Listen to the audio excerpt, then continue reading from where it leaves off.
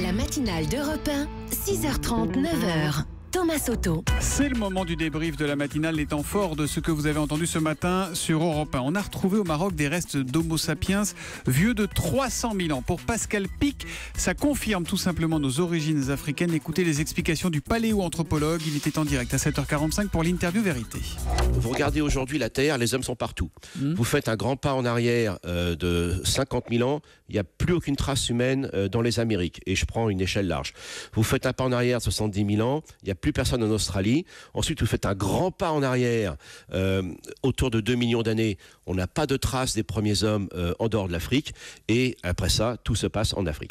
Voilà, Pascal Pic qui a aussi cette formule originale. Il a dit cet Homo sapiens de 300 000 ans, vous lui mettez un costume et une cravate et il nous ressemble aujourd'hui. Le policier agressé sur le parvis de Notre-Dame de Paris a bien voulu raconter ce qui s'est passé mardi après-midi. Témoignage exclusif recueilli par Salomé Legrand. C'était tout à l'heure à 7h.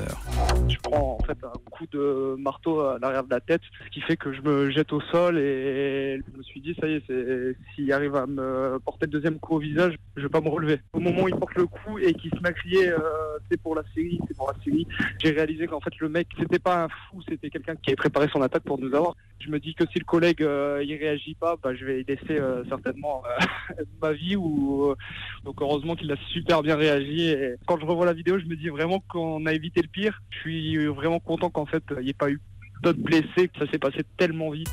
Le policier agressé sur le parvis de Notre-Dame, témoignage exclusif recueilli par Salomé Legrand. Valentine déjà nous en parlait dans le kiosque à 6h45. Jean-Marc Comas est candidat sans étiquette aux législatives, c'est en Corrèze. Et pour attirer l'attention sur sa candidature, il a décidé de faire campagne en rappant. Son tube s'appelle Rhapsody, en 3 mots, et il tacle notamment ceux qu'il appelle les racailles en costume cravate. Marre de ces politicards qui changent de costard comme on prend Blablacar. Allez, obligé, je vous ai ramené un petit extrait. Citoyen qui m'entend, j'ai besoin de ta voix. Je te fais le serment de m'engager pour toi. Pour les législatives, je suis le candidat. À moi les forces vives pour m'emboîter le pas. Voilà, il va faire un carton, c'est sûr. En tout cas, le clip a déjà été vu plus de 150 000 fois sur les réseaux sociaux. Et on peut se demander s'il n'est pas un peu possédé par les frères Bogdanov quand même. Et puis un petit clin d'œil pour finir à David Pujadas. Il présente ce soir, vous le savez, son dernier 20h sur France 2. Ça fait presque 16 ans qu'il occupe ce fauteuil. Il a vu passer dans son studio 4 présidents de la République et aussi un certain Jamel Debbouze. C'était le 30 janvier 2011 et c'est peut-être la plus jolie façon de lui rendre hommage ce matin. Je voulais juste vous dire que franchement, vous m'avez bluffé. Pendant une demi-heure, vous nous avez raconté des choses très dures, mais toujours avec la bogosité. C'est-à-dire le costume parallèle à la table, la coupe qui a été faite par Macintosh. Changez rien, monsieur Pujadas.